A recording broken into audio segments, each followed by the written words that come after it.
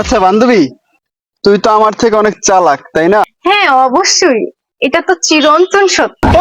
আচ্ছা, তাহলে তোর একটা প্রশ্ন করি, তুই উত্তর দিতে পারলে তোর 100 টাকা পুরস্কার দেবো। আচ্ছা ঠিক আছে।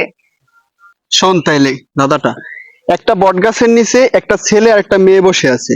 अच्छा। ছেলেটা বটগাছ থেকে 5 হাত দূরে আর মেয়েটা 2 হাত দূরে। এর ভিতরে বটগাছ থেকে একটা আম পড়লো, তাহলে আমটি কে আগে পাবে? অবশ্যই মেয়েটা পাবে। বান্ধবী তুই আসলেই বুদ্ধিমান। এই নে তোর টাকা। ভাই দাঁড়ান, বটগাছ থেকে আম পড়লে কিভাবে?